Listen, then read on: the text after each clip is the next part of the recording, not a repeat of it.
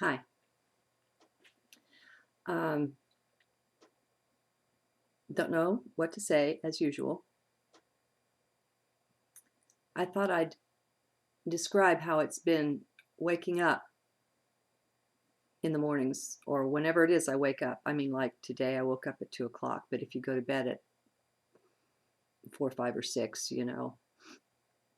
um, the schedules can get way out. So on waking up, what I discover, I often feel like some kind of a highway, like the body is a highway for, I guess it's chi. I don't know. I feel energies flowing, humming through, and it's pretty powerful in the mornings. It's kind of amazing. Maybe, I don't know, maybe it's a holdover from being in the finer bodies, the less dense ones. I don't know what it is, but on the better than off chance that it's happening to others, I'll mention it.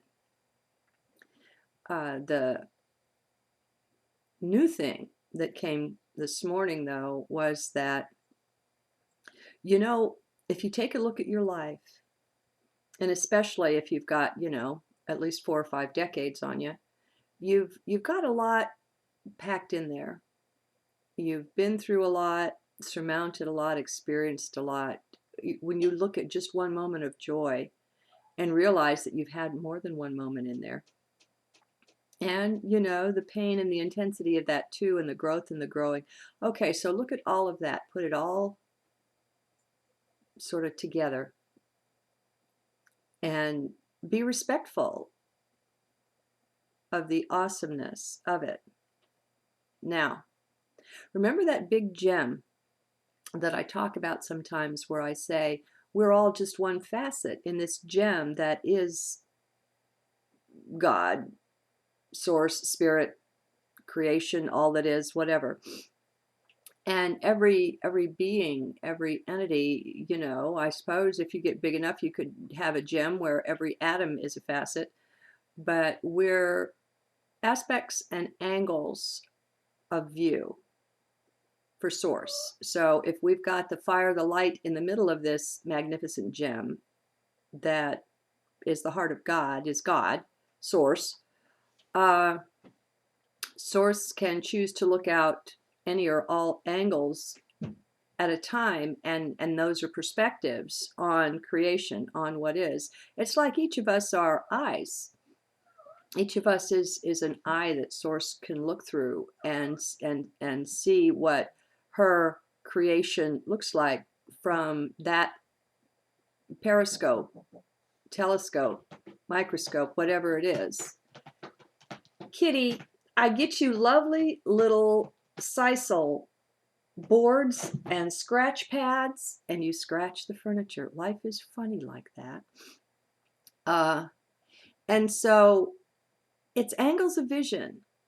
It's almost like what a human life is the development of an angle of vision. And it's a flowing, floating, moving angle of vision. It expands, it collapses, it's kind of kaleidoscopic. But, okay, now go back to your own life. Put the big thing away for a minute. We're doing as above, so below. In your own life, the thought that came to me this morning was, I'm kind of bored with Theresa.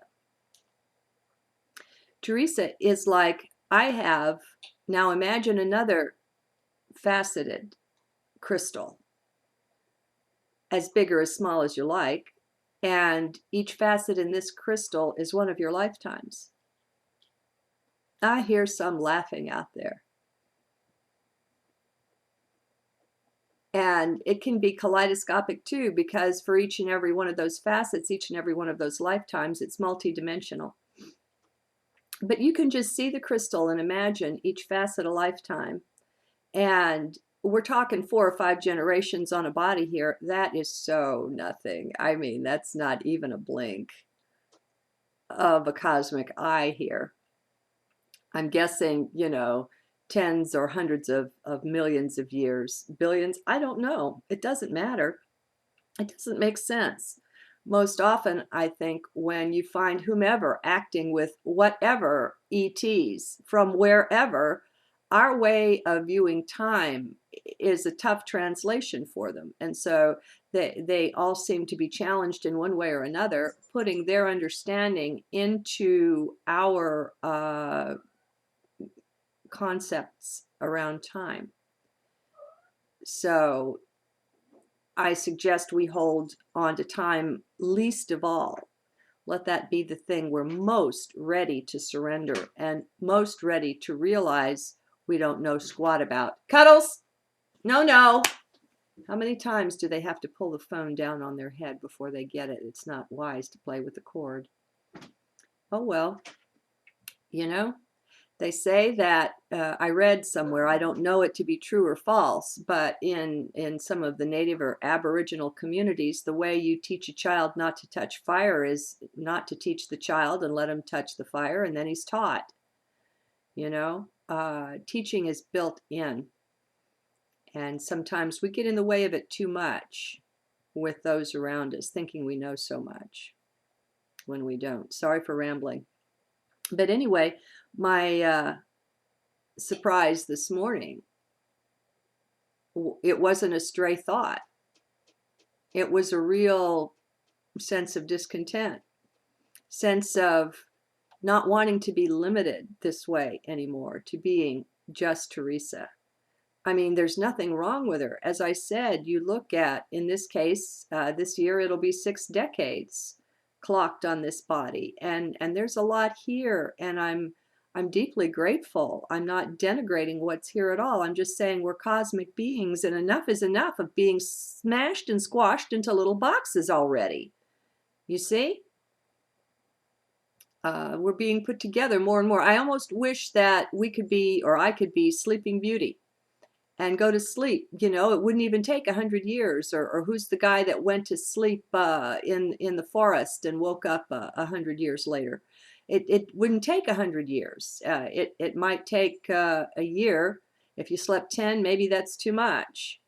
So, and this whole thing with time anyway, I am so ready to be through with feeling that I'm at the mercy of it in any way, shape, or form. I am so ready to be the master of it. Now, I've got to tell you, this is not making me angry.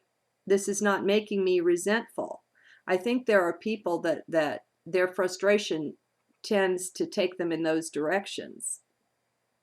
It's more like a little kid's excitement waiting for Christmas, huh? I still, no matter what it is, I have this thing in me, this tendency to spin it for the best, for the very best that's in it. That's what love is. That's been my understanding. That's what love has taught me, is that everything is ever and always for the best, no matter what. It just doesn't matter what seems, what appears on the surface of things.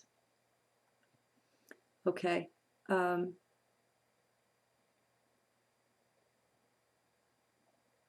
Maybe I'll cut it short and come back if there's something else that feels like it wants to be said.